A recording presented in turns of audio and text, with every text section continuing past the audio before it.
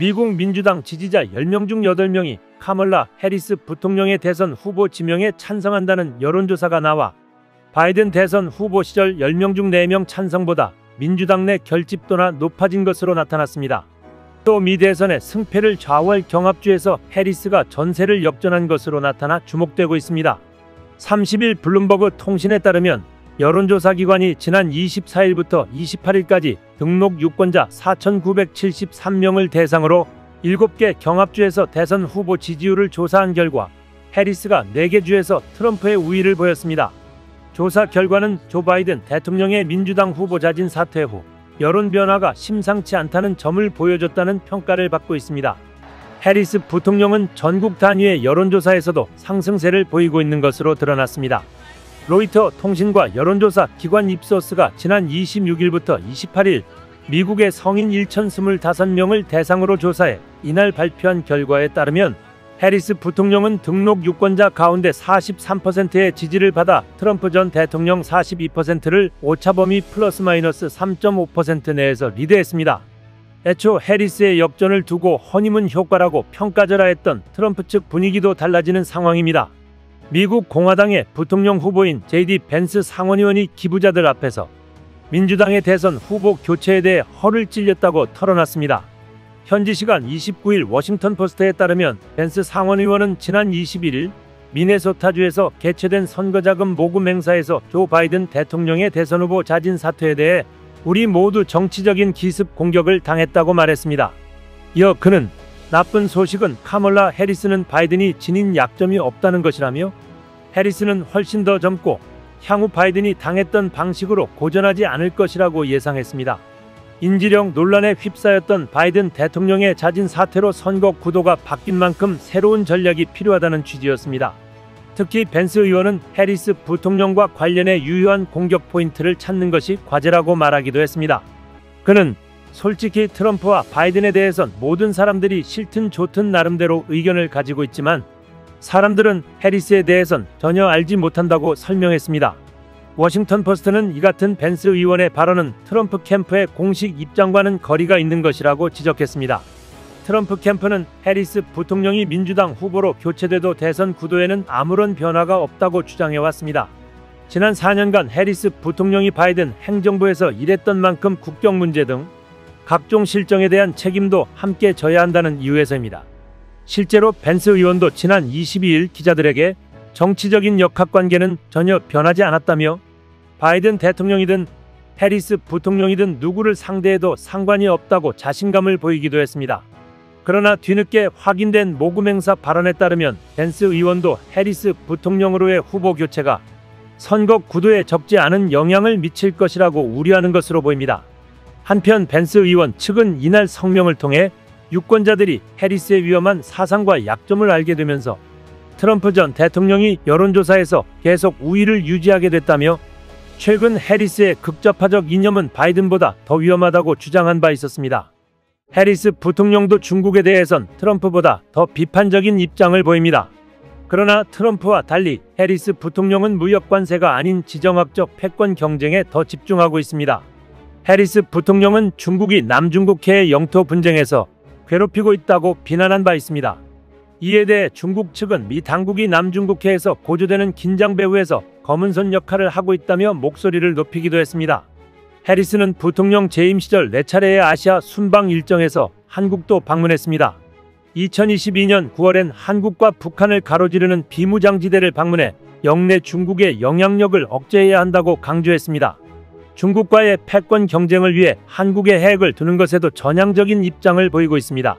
대북 정책과 관련 해리스 부통령은 도널드 트럼프 대통령 재임 시절 상원의원으로서 트럼프 대통령이 김정은 북한 국무위원장에게 유화 행보를 보이는 것을 비판했고 북한 핵 위협에 충분히 강력하게 대응하지 않는다고 지적하기도 했습니다. 그는 또 궁극적으로 우리는 북한을 핵보유국으로서 인정할 수 없다며 그러나 단순히 완전한 비핵화를 요구하는 것은 실패하는 방법임이 분명하다고 밝히기도 했습니다. 즉 한국을 더 강하게 만드는 것이 중국과 북한을 대하는 방식이 될 것을 밝힌 것입니다. 실제 북핵 문제를 둘러싸고 한미 간 입장차가 곳곳에서 감지되고 있습니다. 최근엔 장호진 국가안보실장의 발언이 파문을 일으키고 있습니다. 그는 한 방송과의 인터뷰에서 내가 미국 여러 고위층과 얘기해봐서 아는데 미국은 중간 단계 같은 건 생각 않는다고 말했습니다. 미국 정치권이 생각하는 중간 단계란 북한이 핵을 폐기하는 것과 제재하는 것 사이의 단계를 말합니다. 즉 북한이 핵을 현재 가진 상태에서 동결하고 미국을 위협하지 않는 선에서 살게 해주겠다는 것입니다. 이는 북의 핵무장을 인정하는 것이고 이를 바탕으로 핵군축을 하겠다는 의미입니다. 그러나 우리 입장에서는 북한의 핵이 존재한다는 것은 받아들일 수 없는 일입니다. 트럼프 1기 행정부의 엘브리지 콜비 전 국방부 전략개발 담당 부차관보는 최근 미국 언론을 통해 주한미군이 중국 견제에 집중하는 대신 한국은 자체 핵무장을 고려할 필요가 있다는 발언까지 했습니다. 콜비는 한국은 기적으로 인해 더 이상 무기체계나 안보 지원을 미국에 의존할 필요가 없다. 지난 1기 행정부에서 주한미군 감축 이야기가 나온 것을 기억할 것이다. 이제 한미관계 자체가 좀 더 평등해질 수 있는 시점이다. 2기 행정부가 출범하면 과거 논의 불가로 여겨졌던 여러 분야를 살펴볼 수 있을 것이라고 의미심장한 발언을 한 바 있습니다. 콜비는 미국은 150년 만에 처음으로 최강국이 아닌 상태에서 라이벌과 맞추쳤다. 중국이 대만에서 승리하면 다음은 한반도다. 북한이 한국을 공격하면 한국이 알아서 방어해야 한다고 주장하기도 했습니다. 이제 한국의 핵무장이 현실로 다가올 경우 북한이나 파키스탄처럼 국제사회의 제재로 국가경제가 나락으로 떨어지지 않는 방법을 택해야 합니다. 먼저 한국이 독자적인 핵무장을 하려면 핵확산금지조약 NPT를 탈퇴해야 합니다. NPT 제10조를 보면 모든 가입국은 본 조약상 문제에 관련되는 비상사태가 자국의 지대한 이익을 위해롭게 하고 있을 경우 본 조약을 탈퇴할 수 있다. 단 탈퇴하려는 국가는 3개월 전 모든 조약 체결국과 유엔 안전보장이사회에 통보하고 이해시켜야 한다고 되어 있습니다. 북한도 NPT를 탈퇴할 때 유엔 등에 통보했지만 국제사회의 제재를 받았습니다. 국제사회의 동의를 얻지 못할 경우 원자력 공급국 그룹은 한국의 우라늄 공급을 거부할 수 있습니다. 한국은 전력의 30% 이상을 원자력 발전으로 하고 있기에 이렇게 되면 한국의 원자력 전력 생산량 30%가 사라지게 됩니다. 따라서 우라늄 제재를 받으면 제조 강국으로서의 한국의 위상은 추락하게 되고 전기 요금은 폭등하게 될 것입니다. 그럼에도 한국 핵무장의 관건은 미국의 묵인과 승인입니다. 미국을 설득해 한국의 핵무장이 미국과 국제사회의 이익에 부합하는 것이라는 사실을 인식시켜야 합니다. 인도는 대중국 전략으로, 파키스탄은 테러와의 전쟁 때 미군의 기지 제공 등 빌라덴 참수에 협조하는 조건으로 국제사회의 제재가 없었거나 단기간에 풀린 바 있습니다. 한국은 대북 전략의 일환으로 불가피한 조치임을 국제사회에 알리고 설득해야 합니다. 실제 한국이 핵을 가질 능력은 충분합니다. 월성 폐연료봉 건식 저장시설에 월성원전의 중수로에서 나온 폐연료봉 33만 6천 다발을 저장할 수 있습니다. 현재 포화 상태인 폐연료봉을 전량 재처리할 경우 고순도 플루토늄 26톤을 추출할 수 있습니다. 현재 가동 중인 중수로 3기에서 매년 2.5톤의 플루토늄 3중수소, 중수소가 배출돼 현재 기준으로 월성원전에서만 4,300여 개의 핵탄두 원료 저장이 가능합니다. 이는 산술적으로 매년 400개 이상의 핵탄두를 만들 수 있는 플루토늄을 월성원전에서 공급 가능한 것입니다. 핵원료가 있더라도 핵탄두를 만들기 위해서는 플루토늄 재처리 시설을 지어야 합니다.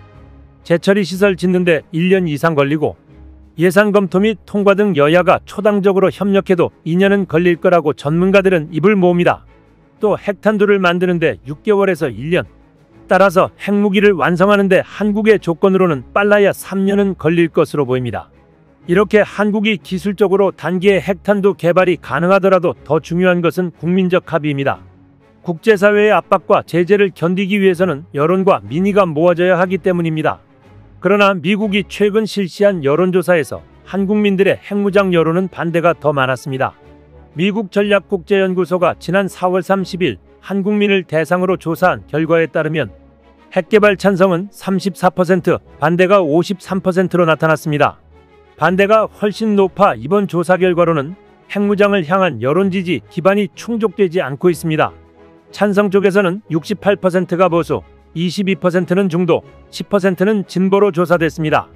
반대 쪽에서는 36%가 보수, 28%는 중도, 36%는 진보로 나타났습니다. 한국이 핵무장을 하기 위해서는 국민 절대 다수의 지지를 형성하는 과제가 시급해 보입니다. 한국방 전문가는 한국의 자체 핵무장은 반드시 미국의 대중 전략에 부합하는 창이라는 사실을 확인시켜야 가능하다고 강조했습니다. 미국 본토에서 베이징으로 핵무기를 쏘면 1시간 걸리지만 한국의 핵무장으로 경기도에서는 베이징까지 10분 만에 도달하는 미국의 창임을 주지시켜야 한다는 것입니다. 트럼프 2기 집권이 눈앞에 다가온 이상 주한미군의 대중국 견제라는 용도 변경 이후로 한국은 핵을 갖고 자주 국방을 이뤄내야 할 것입니다. 이상 시온TV였습니다.